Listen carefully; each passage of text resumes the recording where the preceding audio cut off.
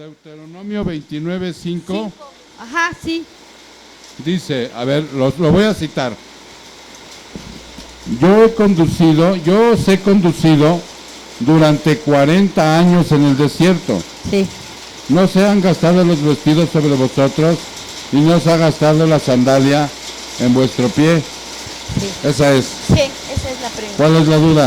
Eso yo quería ¿Dónde saber. compraban los zapatos y la ropa? No lo creo, ¿verdad? Pero quería saber eso, pastor. Ok. Esa es una y la otra. Ajá. ¿Le doy la otra? Sí, de una vez.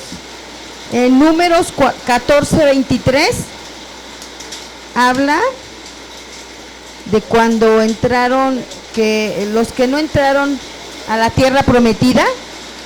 ¿Números qué? 14:23. Números 14:23. Ok, dice, no verán la tierra que juré a sus padres, ni la verán ninguno de los que me desdeñaron. Okay. Yo quería saber si ellos eran salvos. Ok. Ok. Y la otra Y la otra era de las ropas y los zapatos. Ok. Bueno, primero vamos a ver el contexto, vamos a hacer un poco de historia. Ustedes saben que el Señor, Dios Todopoderoso, cuando escuchó los ruegos de su pueblo, ¿cuánto tiempo rogaron? ¿Recuerdan? ¿Cuánto tiempo oraron?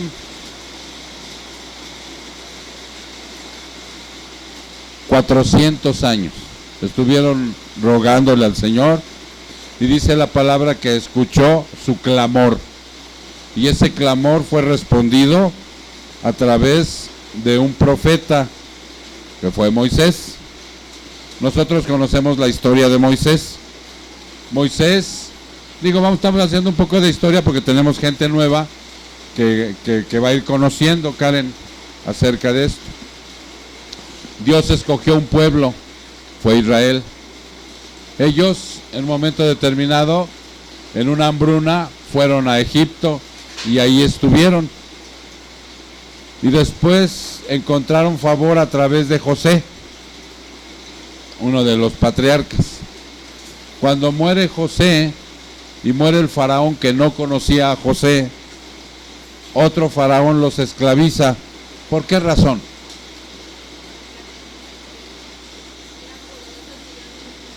Estaban creciendo en número. Los egipcios veían que ellos eran muy inteligentes, que eran prósperos, que en fin, que era un pueblo frondoso, próspero, y tuvieron miedo. Y entonces Faraón mandó que los primogénitos también fueran, ¿sí?, cortados del pueblo. Desde aquel entonces Moisés entró de contrabando al pueblo egipcio, ¿recuerdan? 40 años estuvo Moisés en Egipto como príncipe. Ahí fue educado. ¿Qué más? Fue levantado, criado, y en fin, tenía todo Moisés. A los 40 años de edad, él observa algo en el pueblo, ¿recuerdan?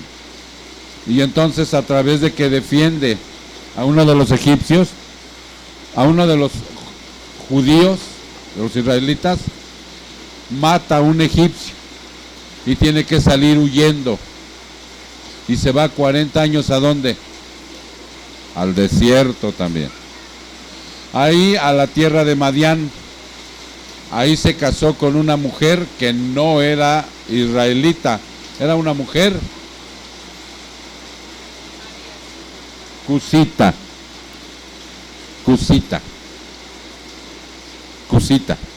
Era una mujer cusita. Su suegro era Yetro, era un pastor de ovejas, y durante 40 años Dios lo sostuvo como pastor. Esa es la parte en donde él fue llamado, pero no fue luego, tardó 40 años en ser instruido ahí en el desierto. y tomó uno de los trabajos más sencillos y más humildes, el de pastor. Ok. A los 40 años le pide el Señor que vaya y saque al pueblo, ¿no? Ya conocemos la historia, vinieron las plagas, se enfrentó a Faraón, en fin. Ahora van al desierto. ¿Ustedes saben más o menos cuántos salieron de Egipto? Más o menos, como dice la palabra. Búsquenlo en sus teléfonos. ¿Cuántos salieron de Egipto? Y entonces la duda que tiene Maritza, la vamos a ver desde el versículo 1, que hay un pacto hecho en Moab. Estas son las palabras del pacto que el Señor mandó a Moisés que hiciera con los hijos de Israel en la tierra de Moab, además del pacto que él había hecho con ellos en Horeb. Y convocó Moisés a todo Israel y les dijo: ¿habéis visto todo lo que el Señor hizo delante de vuestros ojos en la tierra de Egipto a Faraón, a todos sus siervos y a toda su tierra? ¿A qué se refiere ahí?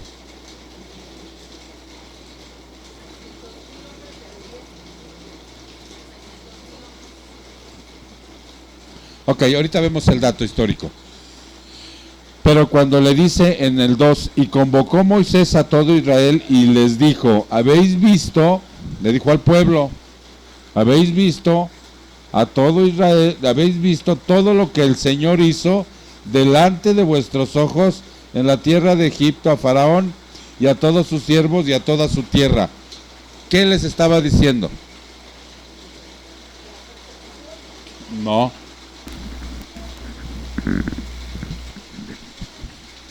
Exacto.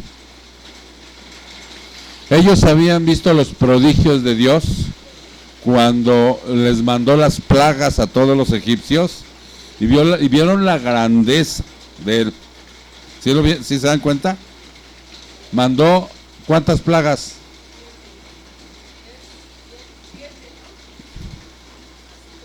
¿Qué pasó, hermano? 10 plagas. Son 10. ¿Sí? Y ellos observaron toda esa grandeza. Lo vieron con sus propios ojos, ¿no? Hagan de cuenta que al día de hoy el Señor nos dice: ¿ya viste todas las grandezas que yo he hecho en tu vida? ¿Ya las viste? ¿Por qué dudas? ¿Por qué sigues pensando en el mundo? ¿Por qué no crees? ¿No? Hagan de cuenta que le está diciendo Moisés ahí así. 3. Las grandes pruebas que vieron vuestros ojos, aquellas grandes señales y maravillas. Pero hasta el día de hoy el Señor nos ha dado corazón para entender. Pero hasta el día de hoy el Señor nos ha dado corazón para entender. No nos ha dado corazón para entender, ni ojos para ver, ni oídos para oír. Yo os he conducido durante 40 años en el desierto. Pero bueno, ¿qué está diciendo ahí en el 4? Ustedes vieron todo. Es más, ahí ya habían visto cómo el Señor abrió el mar y atravesaron. De día, ¿cómo los protegía? Con una nube del sol ardiente. Y de noche, con una columna de fuego. Les había dado el maná todos los días. ¿Qué más queremos?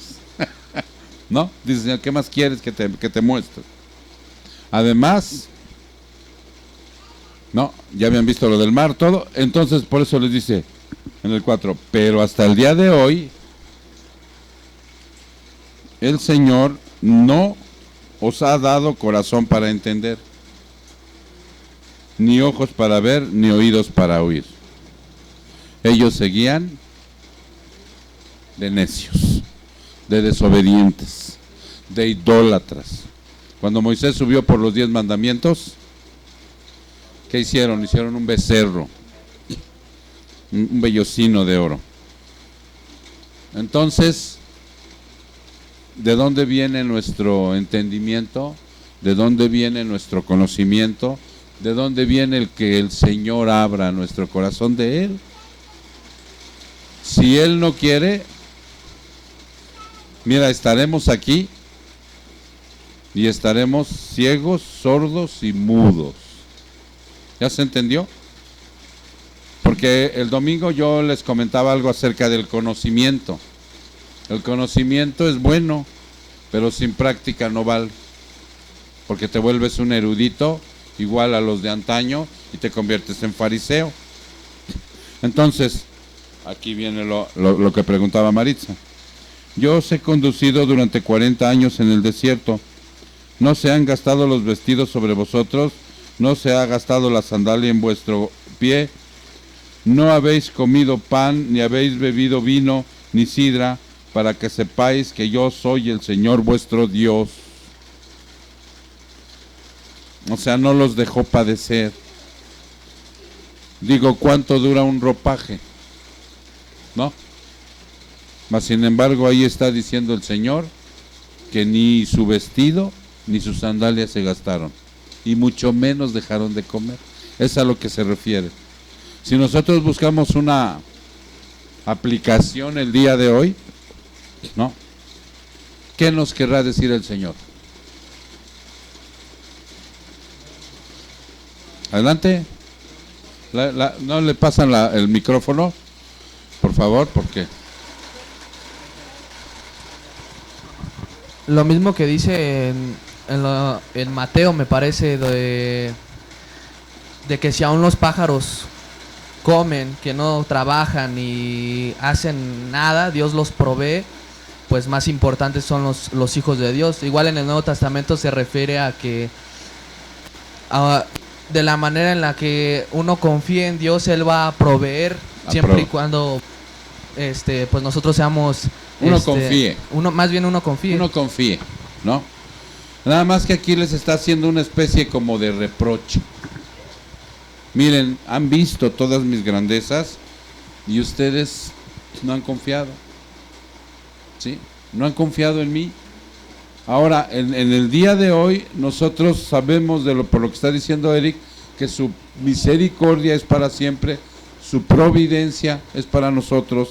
Entonces, si seguimos leyendo, dice aquí: no habéis comido pan, ni habéis bebido vino, ni sidra, para que sepáis que yo soy el Señor vuestro Dios.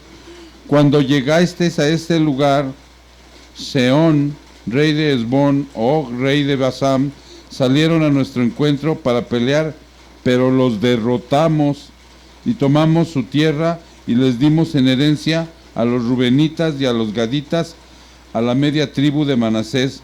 Guardad pues las palabras de este pacto y ponedlas en práctica, para que prosperéis en todo lo que hagas. Hoy estáis todos vosotros en presencia del Señor vuestro Dios, vuestros jefes, vuestras tribus, vuestros ancianos, vuestros oficiales y todos los hombres de Israel, y vuestros pequeños, vuestras mujeres y el forastero que está dentro de tus campamentos, desde tu leñador hasta el que saque el agua, para que entres en el pacto con el Señor tu Dios y en el juramento que el Señor tu Dios hoy hace contigo, a fin de establecerte hoy como su pueblo, y que Él sea tu Dios tal como te lo ha dicho, y como lo juró a tus padres Abraham, Isaac y Jacob. Y no hago solo con vosotros este pacto y este juramento, sino que también con los que están hoy aquí con nosotros en la presencia del Señor nuestro Dios, y con los que están aquí con nosotros. Y ahí, o sea, está nada más dando la relación de cómo cumplió las promesas que Él dijo acerca de sus bendiciones, ¿no? Necesitamos ver ya todo el contexto histórico, pero en general tu duda era por qué no se había gastado su sandalia ni su vestido, ¿no? Durante 40 años. ¿De qué habla aquí? Porque no hay una... No. Él provee, y durante ese tiempo aunque fíjense, aquí hay algo muy importante. Ellos iban a llegar en un determinado tiempo, no de 40 años. ¿Cuántos salieron, Sheikhi? ¿Qué tienes ahí? ¿Cuántos salieron? 600,000 hombres. Ajá. Ellos para llegar a la tierra prometida, no recuerdo exactamente, pero eran... No, de tiempo. Para llegar ahí no eran 40 años. Vamos a ponerle 40 días. 40 días para llegar. Porque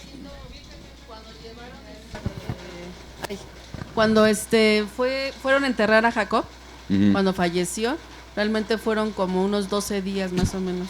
Cuando fueron a enterrar, ok.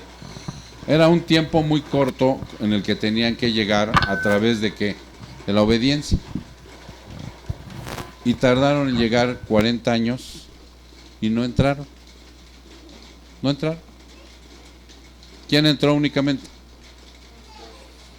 Y Caleb, Josué y Caleb. Todos los demás, toda la generación murió y no vio la tierra prometida. Ahora, dice Maritza, ¿esos fueron salvos o no? Vamos a números. ¿Números qué dijiste? Números 14.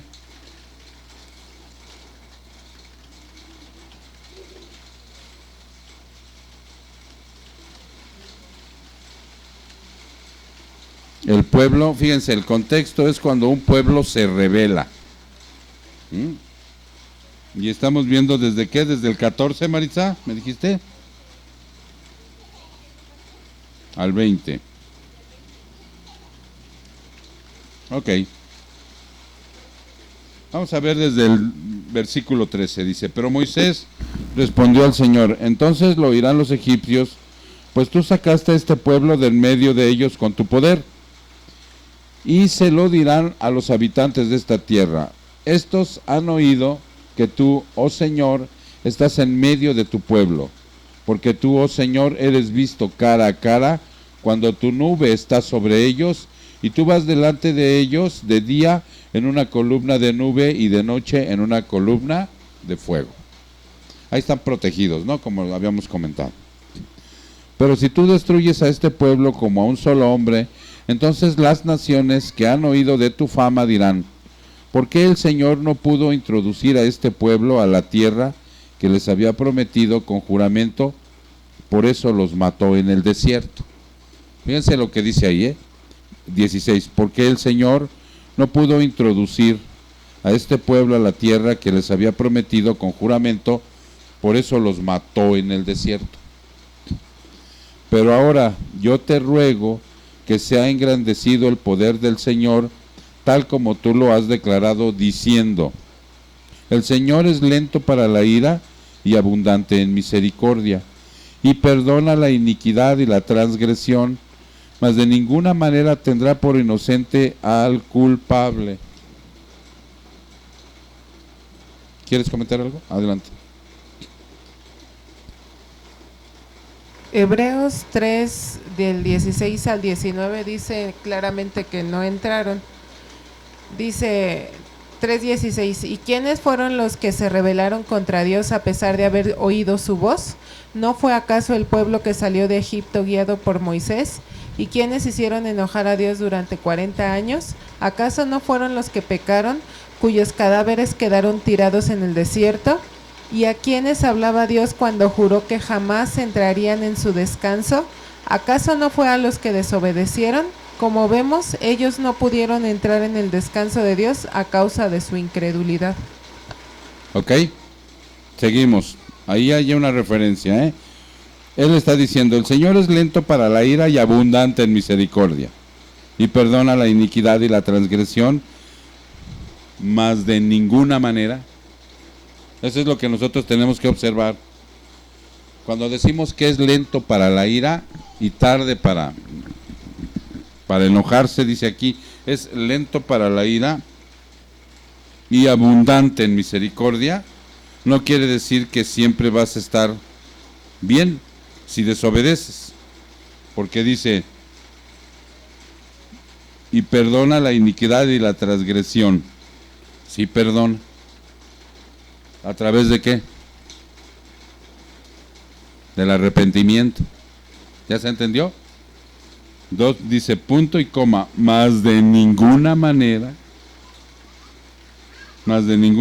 tendrá por inocente al culpable, sino que castigará la iniquidad de los padres sobre los hijos hasta la tercera y la cuarta generación. Perdona, te ruego, la iniquidad de este pueblo, conforme a la grandeza de tu misericordia, así como has perdonado a este pueblo desde Egipto hasta aquí. Entonces el Señor dijo, los he perdonado según tu palabra, pero ciertamente vivo yo, que toda la tierra será llena de la gloria del Señor.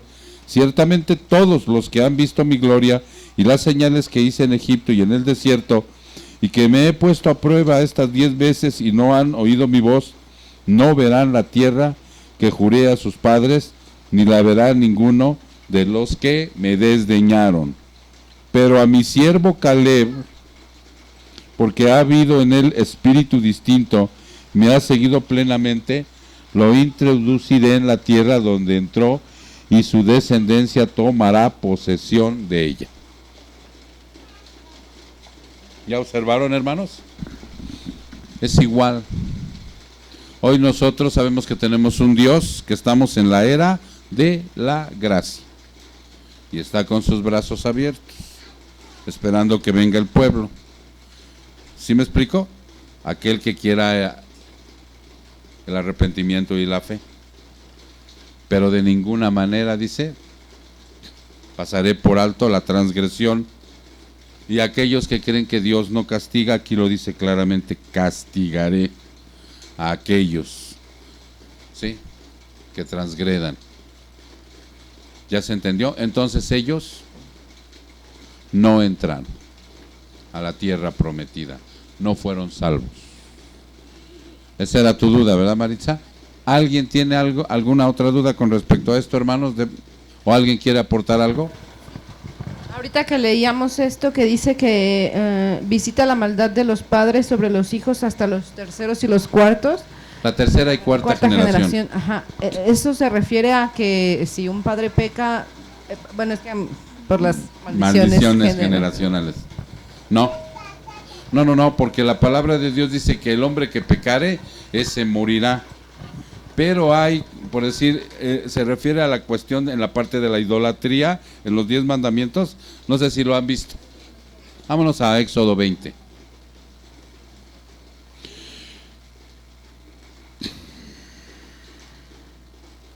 Éxodo 20. ¿Y cómo es esto de la generación?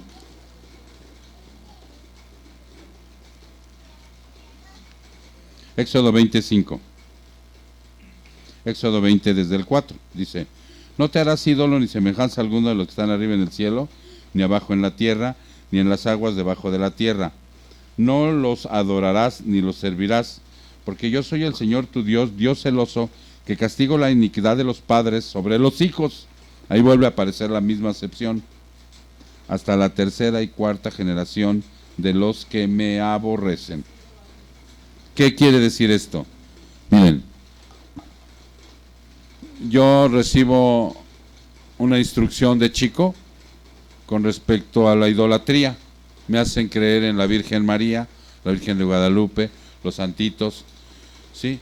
Algunos otros en otros países, de Buda, del Islam, en India, ¿cuántos dioses hay en la India?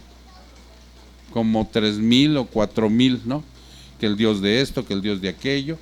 Hoy que estábamos en la vacuna de Samantha, ahí en el hospital del Iste, vimos cómo estaban haciendo un ritual a la muerte y estaban mencionando, alcanzaba a oír algunos dioses aztecas. Entonces, cuando esto va de generación en generación, es como una maldición que te van transmitiendo, ¿sí o no? ¿Tú fuiste católica alguna vez? Sí. ¿Qué te decía tu mamá con respecto a la Virgen, con la Virgen de Guadalupe? Y nosotros queríamos en eso, ¿no? Cuando alguien llegaba y nos decía, no, eso no es verdad, decíamos, no, yo no sé, Eso me lo enseñó mi mamá y yo lo voy a creer. ¿Cierto o no? ¿Algunos de ustedes también llegaron a ser católicos por acá de este lado? La mayor parte crecimos en una cultura católica. La mayor parte de la gente creció en una cultura idólatra, aunque no fueran católicos. Los aztecas eran bien idólatras. ¿Sí recuerdan? Tenían a Tlaloc, tenían a Quetzalcóatl, tenían a Huitzilopochtli, ¿sí? Entonces, así sucesivamente. Entonces, es lo que está mencionando. No hay maldición generacional, pero sí hay, ¿qué? Influencia, acuérdense. Nosotros somos sal y luz como influencia para el mundo, pero también fuimos tiniebla y perversión como influencia para el mundo. ¿No es cierto que nosotros a través de nuestras actitudes pecadoras muchas veces a nuestros hijos los conducimos por una situación en donde había alcoholismo, prostitución, mentira, y ellos aprendieron? ¿Qué dicen los hermanos separados de la psicología? ¿Qué dicen? ¿Cómo dicen ellos? Que aprendimos conductas, ¿no? Que nuestros padres nos endilgaron. Si tú estás en una casa y le dices a tu hijo, dile al de la puerta que no estoy, le estás incitando a mentir. Si te ve constantemente en riñas y peleas, ¿a qué lo estás incitando? Que sea neurótico. Así, entonces, esa es la influencia. En las iglesias cristianas existe la creencia de que hay una maldición generacional que tiene que ser rota a través de una especie de ritual que se haga en la iglesia para romper todo eso. De hecho, nosotros observamos algunas de esas reuniones en donde en el nombre de Jesús se declaraba rota la maldición espiritual, ¿no? O te llamaban aparte y te hacían una especie como de exorcismo para romper todas esas supuestas maldiciones. Hacían ellos inclusive hasta una especie como de cartografía donde te indagaban toda tu vida pasada, si en tu vida pasada había habido demasiados divorcios, demasiado cáncer, demasiada diabetes, y que todo eso era una maldición generacional. Nosotros, ¿cómo podemos estar seguros que al llegar a Cristo toda nuestra situación de pecado es liberada? ¿Cómo podemos estar seguros? A través de la salvación, dice un versículo, que somos libres en Cristo. Él nos libera totalmente. Es más, hasta si hubiera un demonio dentro, se va. Ajá, es. A ver, repítelo. Que si el Hijo os libertare, seréis verdaderamente libres. Exactamente. Ya habla de una libertad espiritual. ¿Sí me explico? Una libertad en donde, todo lo que haya por dentro, pues, se va. Eres perdonado y eres restaurado, y de ahí para adelante empieza la cuenta, ¿no? Por decirlo así. Pero no tienes ningún problema con que tu papá haya sido alcohólico, contrabandista, un forjador de ídolos, que por esa maldición tú estés mal, ¿no? ¿Ok? También ahí está la influencia de tipo, la consecuencia de tipo genético, ¿no? ¿O no? ¿Ustedes qué creen? A ver, esos genéticos, ¿sí o no? También está aquellos que por la diabetes te hacen tu historial en el seguro. A mí ahora que me hicieron los estudios, me preguntaron, su papá es diabético, su mamá tuvo problemas del corazón, ha habido esto, ha habido lo otro, porque ellos de ahí concluyen que puede haber una cuestión hereditaria, pero genética. Hay sí. Sí, respecto a la enfermedad. Sí, porque ¿de qué otra manera? No hay, la palabra es muy clara, dice: el hombre que pecare, ese pagará ese morirá. A ver, adelante. Eso viene, bueno, en Ezequiel 18, todo el capítulo, pero en el versículo... Ezequiel, vámonos a Ezequiel, hermanos, 18. Ezequiel 18, En el versículo 20. en el versículo 20. El alma que peque, esa morirá. Y fíjense la acepción que ahí es, Alex, para que fíjate lo que dice. El hijo no cargará con la iniquidad del padre, ni el padre cargará con la iniquidad del hijo. La justicia del justo será sobre él, y la maldad del impío será sobre él. Se acaban maldiciones generacionales. Eso no es verdad. Eso de que en las iglesias rompen con cadenas generacionales de maldad, ¿no? Pero sí, o sea, sí puedes heredar la diabetes, propensa al corazón, ¿no? ¿Qué más? No se sabe si del cáncer, ¿verdad? Eso sí, no. ¿También? También. La hipertensión. Ya lo otro, ya ya se trae de nacimiento de cada quien, ¿no? Ok. Bien, entonces, tú tenías una, ¿verdad? ¿Queda claro, Maritza? Ok. Joel, capítulo 2, del 28 al 32. Joel. Joel. Vámonos a Joel, hermanos. Capítulo, ¿qué? ¿Me decías, mija? 2, del 28 al 32.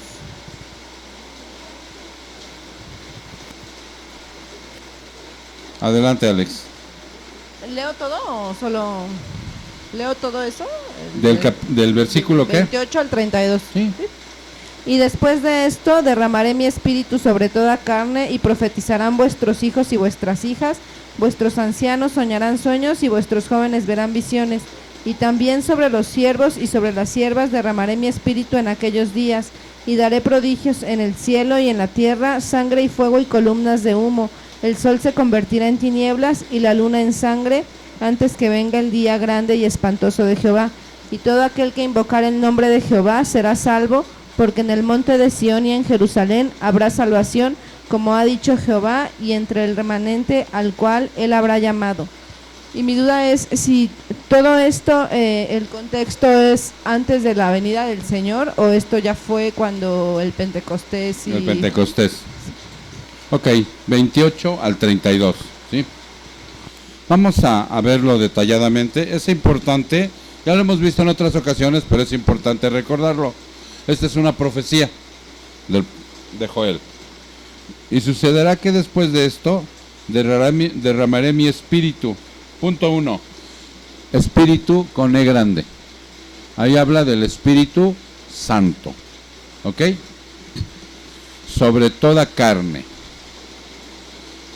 Y vuestros hijos y vuestras hijas profetizarán, vuestros ancianos soñarán sueños, vuestros jóvenes verán visiones. Ok. Este pequeño versículo ha traído la controversia precisamente de que hoy en día todos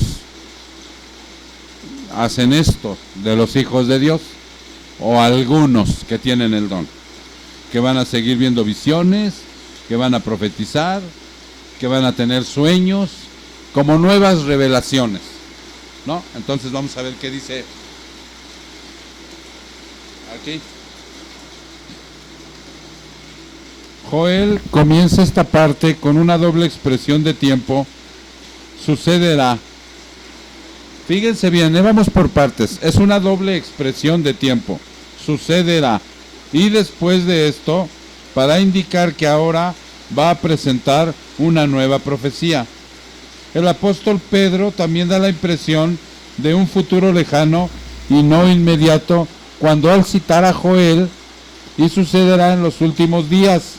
Hechos 2:17. Vámonos a Hechos 2:17 sin que quiten su renglón de ahí. Hechos 2:17.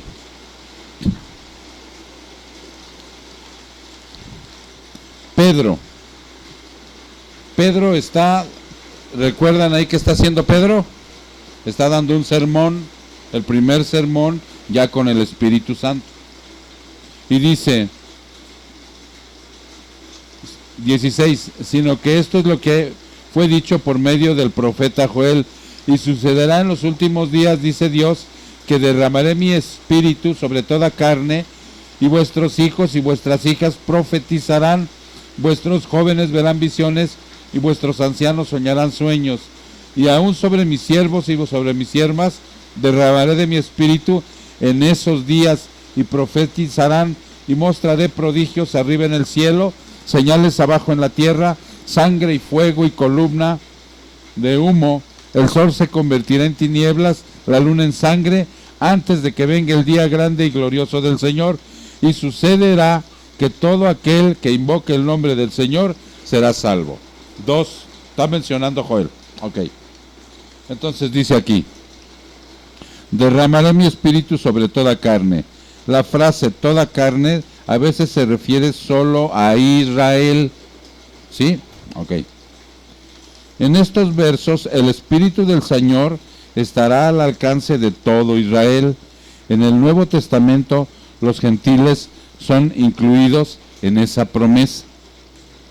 Y sucederá, dice, los versos del 28 al 32 representan un cumplimiento parcial de la profecía en el Pentecostés.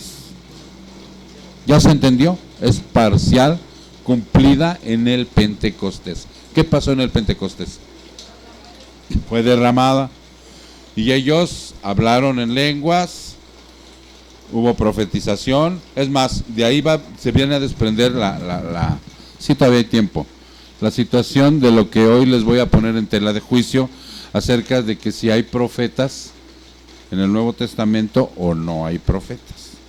¿Quién de ustedes ha leído en el Nuevo Testamento una serie de versículos donde habla de que hay profetas y profetizas? Tú. ¿Quién más? ¿Tú lo habías leído, Rey? Sí, ok. ¿Tú lo habías leído, Eric? Ok, de acuerdo, ok. Repito, los versos 28 al 32 citados en Hechos representan un cumplimiento parcial de la profecía de Joel en el Pentecostés. Pedro se refiere a la profecía de Joel sin que necesariamente se haya cumplido toda. ¿Por qué? Porque va a venir el juicio. ¿Ya se entendió? Entonces, parte de esa profecía, dicen los eruditos, que fue cumplida en el Pentecostés.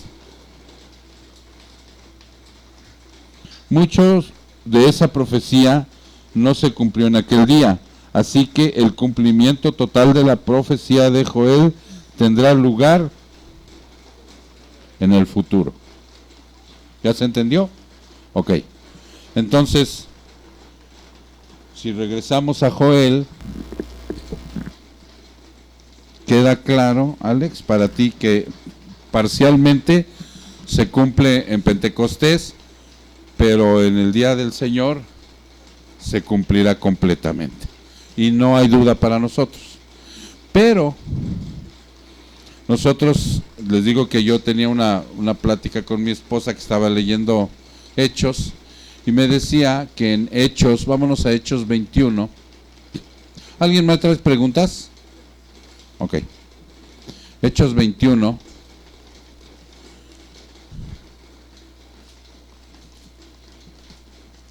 En el versículo 7, vamos a ver algo muy interesante. ¿Ya están ahí, hermanos?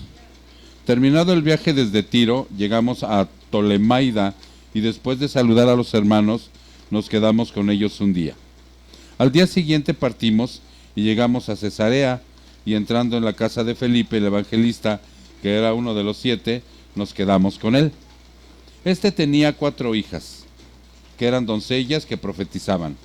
Y deteniéndonos allí varios días, descendió de Judea cierto profeta llamado Agabo, quien vino a vernos y tomando el cinto de Pablo, se ató las manos y los pies y dijo: así dice el Espíritu Santo, así atarán los judíos en Jerusalén al dueño de este cinto y lo entregarán en manos de los gentiles.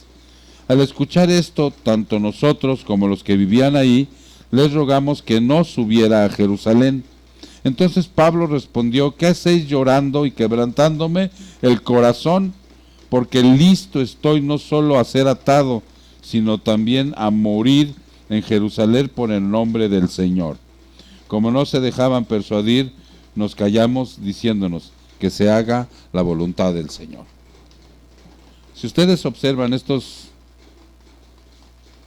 7 versículos, ahí habla de 5 profetisas y un profeta, Agabo. Habla de un evangelista, Felipe. Este Felipe es el Felipe aquel que Pablo había conocido hace 20 años. Y Agabo también es un profeta que había profetizado. A ver si tienes el versículo, Eric, de lo que me mandaste ahora. ¿No lo traes? Ok, ahorita lo vemos. Agabo también como profeta en Hechos. Y estamos viendo, acuérdense que si estamos viendo Hechos, estamos viendo Nuevo Testamento, iglesia primitiva. ¿Ya se entendió? Ok, muy bien. Entonces, punto número 1. Llegaron a casa de Felipe. Felipe, después de 20 años, ya tenía 5 hijas. Esas 5 hijas también eran profetisas. Y Agabo dice aquí que por el poder del Espíritu Santo le profetiza a Pablo y le dice: mira, hagan de cuenta que se para enfrente de Pablo y le quita el cinto de su manto y él se amarra las manos y los pies. Como hacían antes en el Antiguo Testamento los profetas, ellos profetizaban a veces de esa manera, ejemplificando algunas cosas, y se ata y le dice: mira, así te van a atar cuando llegues a Jerusalén. Y algunos hermanos lo persuadieron para que no fuera. Ok, Pablo dice: no me estén quebrantando el corazón. Si he de morir, estoy dispuesto. A ver si observan aquí 2 puntos. El Espíritu Santo le está diciendo al profeta, y a algunos inclusive antes, cuando estaba en la otra ciudad, que lo van a atar. Pablo dice: no me importa, yo voy. Unos entendieron una cosa del Espíritu Santo y Pablo entendió otra. Primero, la voluntad de Dios es inescrutable, acuérdense. La voluntad de Dios es a veces incomprensible para nosotros. Pero en estos versículos, el Espíritu Santo le dijo a uno una cosa y a Pablo le dijo otra. ¿Y Pablo desobedeció o obedeció? Primero quiero que me digan esto. ¿Cómo ven? En base a lo que vimos ahorita aquí. Obedeció. Pablo obedeció. Y cuando le dijeron el profeta, porque no era un charlatán, era un profeta. Y habló por medio del Espíritu Santo. ¿Desobedeció? ¿Quién desobedeció? ¿O entendieron diferente o entendieron lo mismo? Es lo que yo quiero que me digan. Lo mismo. ¿Por qué? Ellos lo persuadieron a que no fuera. No, pero dijo él: yo voy. Exactamente, eso es lo que yo quería que ustedes vieran. Nada más el Espíritu Santo le dijo a ellos: lo van a atar. Y él ya sabía, Pablo ya lo había dicho: en Jerusalén te esperan cadenas y aflicción. El buen corazón de los hermanos era que no fuera, ¿no? Es como cuando ustedes me dicen: pastor, ya no trabaje tanto, ya descanse otra semana. ¿No? Así en su buen corazón, pero yo les digo: no, el Espíritu Santo me ha dicho que no descanse otra semana. Así igual a Pablo, ya se entendió entonces esa parte, que no desobedeció, ni fueron dos órdenes del Espíritu Santo, sino fue una sola. Ahora, es un profeta, habla de Dios. La otra que dice Eric. Hechos 11, 28. Hechos 11, 28.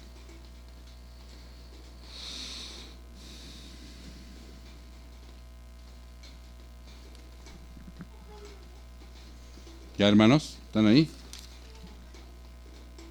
Cito. Y levantándose uno de ellos llamado Agabo, ahí está. Agabo daba a entender por el Espíritu, ahí está Espíritu con E grande, que ciertamente habría una gran hambre en toda la tierra, y esto ocurrió durante el reinado de Claudio. Nuevo Testamento, profeta, profetizando por medio del Espíritu y cumpliéndose. ¿Ya se entendió? Ok. La pregunta sigue en el aire. Porque dice Jesús, hay una parte donde dice Jesús en Lucas 16, 16, vayan ahí. Lucas 16, 16.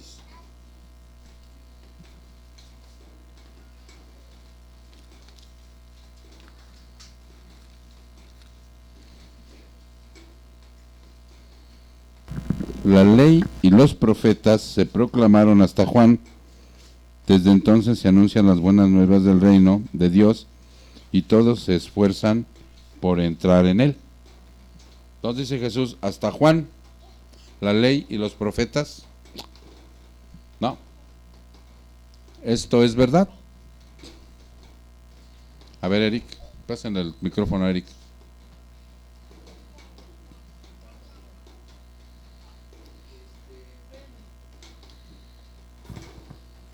Iba a comentar sobre este texto porque uno de los argumentos para hoy en día decir que no hay profetas es este versículo precisamente, el de Lucas 16, que habla acerca de que es hasta Juan el Bautista, pero estuve investigando este versículo y este versículo no tiene el énfasis de hablar de los profetas específicamente.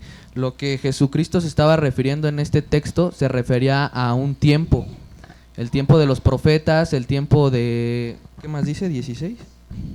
El tiempo de la ley, de los profetas. La ley y los profetas. Se estaba refiriendo al tiempo en el que él iba a venir. No se estaba refiriendo enfáticamente a los profetas. Exactamente. Ese es uno de los argumentos que muchos dan, pero cuando damos ese argumento y después lo enfrentamos al contexto de toda la Biblia, que vemos que en el Nuevo Testamento todavía estaban profetas que, por ejemplo, Agabo, no me acuerdo, no sé cómo se pronuncia. Agabo. Pues nos quedamos así ahí, como ahí podíamos entrar en una controversia o quedar mal porque no estamos haciendo un buen discernimiento.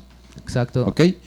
Entonces ya se vio que en ese versículo no es para decir que Juan fue el último profeta. Porque así decimos, Juan fue el último profeta. Yo mismo lo he dicho y he tenido que retractarme. No fue el último profeta. Ahora vamos a ver qué sucedió.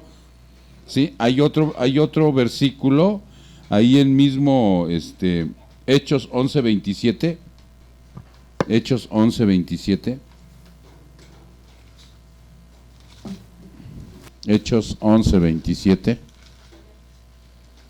donde habla también igual de los profetas. Hechos 11, versículo 27, y cito, dice: por aquellos días unos profetas descendieron de Jerusalén a Antioquía. ¿Ya se entendió? O sea, es lo mismo. Y así sucesivamente. Hay otro en Primera de Corintios, donde dice que habla la iglesia y debe de hablar en orden. Y ahí, ahorita se los muestro dónde está. Primera de Corintios 14.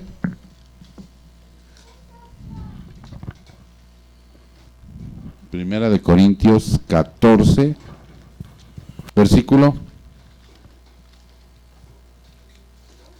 Es el orden de los cultos. Aquí está, es el 28.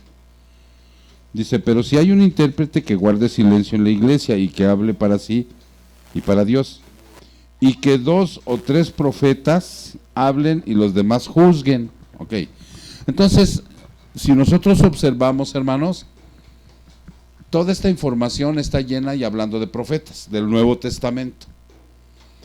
El versículo clave para decir que actualmente el ministerio profético ya no está vigente es este. Es este. No el de Lucas. No el de Lucas 16:16. Y ahora vamos a entender para poder responder correctamente cuando alguien nos diga, en Hechos habla de profetas, debe de haber profetas y seguirá habiendo profetas. Ahora vamos a entender. Este versículo dice, edificado sobre el fundamento de los apóstoles y los profetas. Fundamento, zapata, piedra angular, la base. Ahí está ya, siendo Cristo Jesús mismo la piedra angular, en quien todo el edificio va bien ajustado, va creciendo para ser un templo santo en el Señor. Ya no hay ministerio de profeta, pero sí don de profecía. ¿Cuál es la diferencia? Que aunque Marister dice que si no hay... ¿Cómo dice? Teólogos. Bueno, Marister está de acuerdo con algunos... No, no es cierto. Dicen algunos teólogos, no hay ministerio, si no está el ministerio. Ajá, ok. Ahora, ¿cuál es la diferencia? ¿O por qué existía profetas aún en la iglesia primitiva? ¿Alguien tiene algún...? Exactamente. Porque el canon no estaba cerrado. Y Dios permitía que hubiera todavía ciertas profecías por el Espíritu Santo, pero una vez cerrado el canon, ya no hay nuevas revelaciones, ¿sí se entiende? Ahora, dice algunos teólogos, que fue el que me indagaste, Eric, que hoy las personas que se consideran profetas son los que proclaman la palabra. O sea, van a profetizar, pero de la palabra revelada a la iglesia para edificación. No pueden decir, yo digo que la nación de Colombia, y profetizar, ¿no? Para allá. No, ya no. Entonces ahí sí ya está haciendo una charlatanería, una herejía. ¿Ya me entendieron, hermanos? Por eso quería yo aclararles este punto, porque ustedes se van a encontrar, ustedes se van a encontrar en Hechos varias veces que existen estos profetas y profetizas, ¿no? ¿Quién era Felipe? Era un evangelista que fue el que le pasó el evangelio al eunuco. 20 años antes, 20 años después ya vive en esa parte, tiene 5 hijas y las 5 le salieron profetizas, fíjate. 4, ¿verdad? 4, sí, perdón. 4. Sí, perdón otra vez. Sí, luego se me van las... Micrófono, por favor.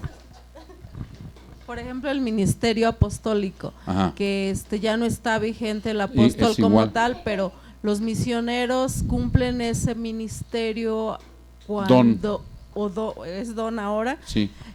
Bueno, ese don cuando van y plantan iglesias, que era lo que hacían por ejemplo, el apóstol Pablo. El apóstol Pablo, nada más que el poder apostólico antes pues era más fuerte, ¿recuerdan? Él sí dijo, yo lo voy a entregar a Satanás, y tenía ese poder. En Marcos dice, y tomarán cosa mortífera, y ¿qué más? Y no hará, ese era un poder para ellos, que ahora lo han tratado de imitar algunos apóstoles y hasta se han muerto, ¿no? Ok, Pepe. Bueno, nada más era con referencia a lo que decía de Lucas 16:16, Uh-huh. que desde Juan, Uh-huh. que decía que era profeta, pero ahí partía del Antiguo Testamento, hacía esa referencia hacia atrás, porque cuando iba a venir el profeta, Sí. era nuestro Salvador, que es la referencia de Jesucristo. Por eso siguen los profetas, pero él como Señor vino... Sí, él era profeta también, nuestro Señor. Ajá, entonces por eso es que parte, ¿no? O sea, hay sí parte. Tiene esa referencia también, ya lo he visto. O sea, como hombre, bueno, como el profeta del Antiguo Testamento era Juan, pero Jesús también fue profeta. Como iba a venir Cristo, era pero para salvación. Ah, ok. Ajá. Entonces eso es parte de... Ok, Maguey. Sale pues. Entonces sí, ya entendieron lo que es A ver, Eric. De que luego son como costumbres de que uno tiene, ¿no? En decir las cosas pero mal argumentadas. Es que dicen, y muchos pastores que he escuchado dicen que los profetas fueron sustituidos por los apóstoles, o que en el Antiguo Testamento eran los profetas y que en el Nuevo Testamento son los apóstoles.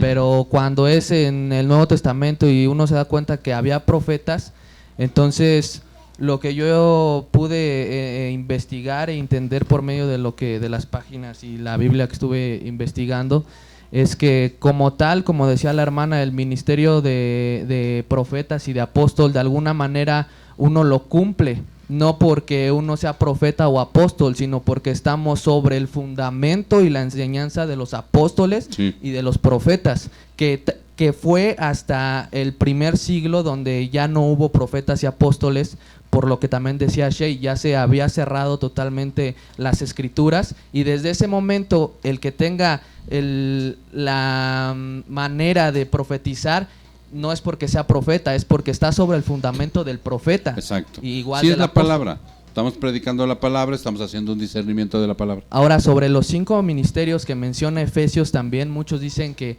no siguen vigente, y creo que hay un error ahí de palabras, porque sí siguen vigentes esos ministerios, no en una persona como tal, siguen vigente por medio de las enseñanzas hasta ahorita de la Biblia. Entonces, cuando nos pregunten si realmente profetas y apóstoles siguen vigentes, ellos seguirán vigentes hasta la eternidad, ¿no? Lo que sucede, Eric, es la mala comprensión. Mira, cuando se habla les voy a mandar un video donde sí, nosotros enseñamos que ya no hay vigencia de ministerio por la mala interpretación.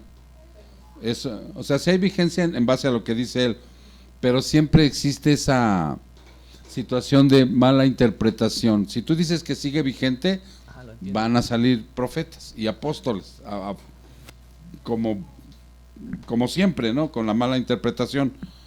No están vigentes en el sentido literal de lo que era antes. Pero eso no lo entienden mucha gente, por eso se prefiere y se dice que es en el don nada más. Yo alguna vez escuché un predicador que dice que es un nivel de servicio, no de jerarquía. O sea, que sigue existiendo en el servicio, en el practicarlo y enseñarlo o vivirlo. No, sí, o sea, como profeta vamos a profetizar, vamos a dar la palabra, pero ya revelada. Sí. ¿Sí me explico? Como servidores. Pero imagínense, si yo entonces por eso muchos se ponen pastor, apóstol y profeta. Y hacen la evangelista, ¿no? Maestro. Ya tengo los 5, ¿no? Imagínate, entonces ahí eso es lo que echa. Por eso es un nivel en el servicio del Señor, más no de jerarquía, de aplicarse ese título a sí mismos. Por eso se prefiere mejor mantenerlo, que ya no existen, para evitar las confusiones, ¿no? Existe, pero en el sentido de don. El profeta es el pastor y el que predica la palabra. El apóstol es el que planta las iglesias. Punto, y ahí nos quedamos. Pero para que ustedes, el día que lean Hechos y vean, como ese día que le surgió la duda a mi esposita, ¿no? ¿Hay profetas o no hay profetas? No, sí había, pero una vez terminado el canon, ellos inclusive ya trabajaban, aunque no estuviera terminado el canon, ya no con nuevas revelaciones, sino con la que iba ya, con la que ya tenían sobre el fundamento del Señor Jesucristo. Ok, Shea, contigo a ver si nos alcanzan los 5 minutos. Espérame, hermana. Romanos, Romanos, a ver. Romanov. Voy.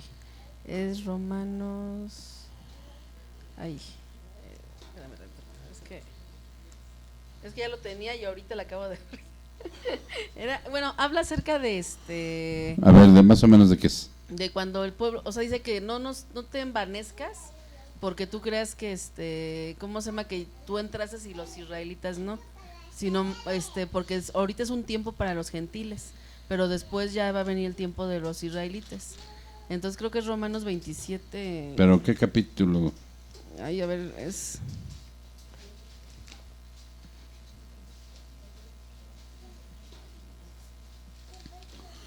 O si quieres, pues ya lo dejamos, Sí, lo para, dejamos para para la la próxima, porque contamos al 5, ahorita lo buscas bien, lo anotamos.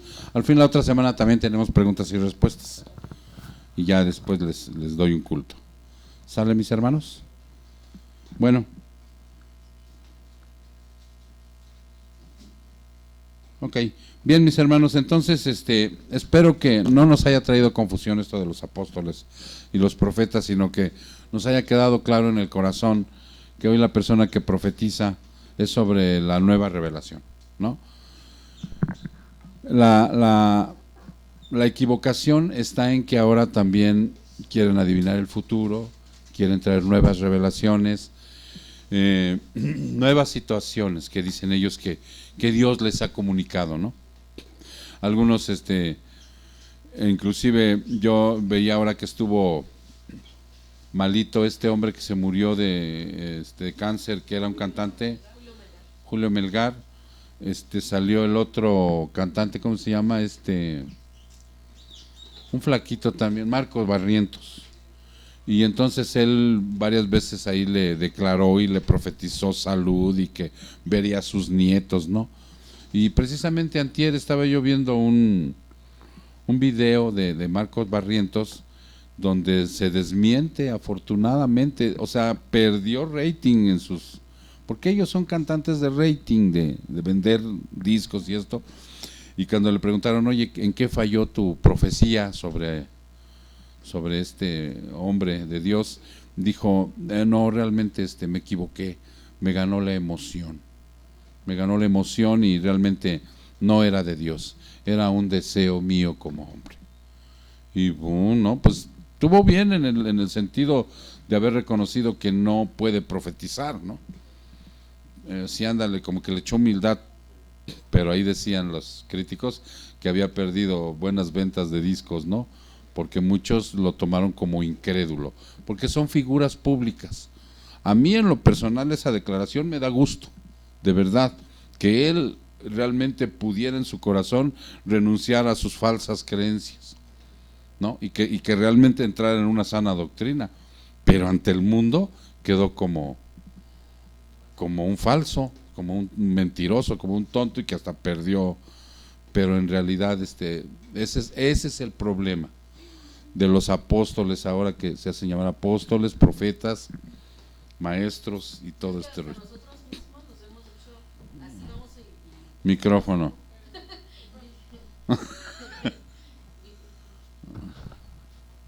A nosotros mismos nos pasa, vamos y visitamos a algún enfermo y le decimos, no, dice Dios, si tú lo buscas, Él te va a levantar, Él va a hacer esto. Y la realidad es que nosotros debemos de enfocarnos en la voluntad de Dios y orarle, si Él lo quiere, si es su voluntad.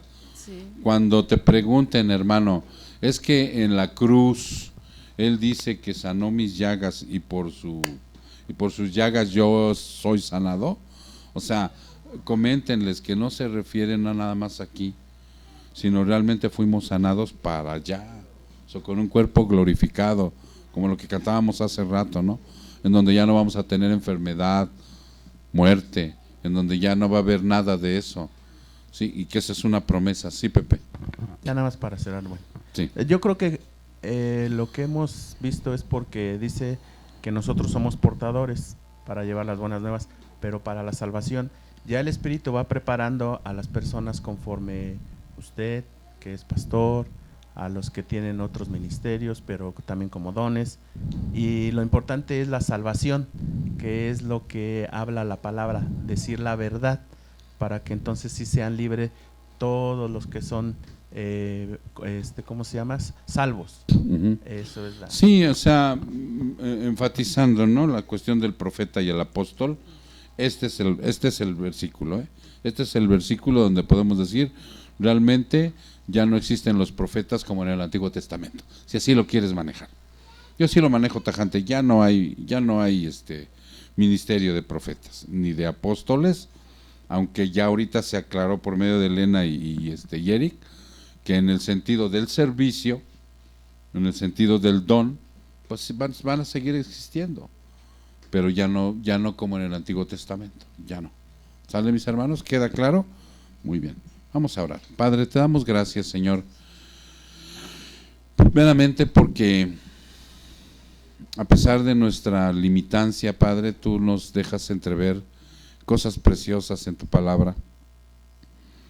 A pesar de nosotros mismos, Señor, y de ese orgullo que todavía puede quedar en nosotros, nos abres nuestra mente y nuestro interior para que podamos comprender las cosas profundas y que de esa manera, Padre, nosotros podamos regocijarnos y seguir avanzando. Te damos gracias, Señor, por la lluvia que cayó y que en un momento determinado como que quiso importunarnos, Señor, pero tú nos haces ver que todo está por encima de ti, Señor. Tú estás por encima de todo, perdón. Y que de esa manera, Padre, tú puedes, aún con lluvia, con viento, con frío, con todo, Señor, tu palabra prevalezca.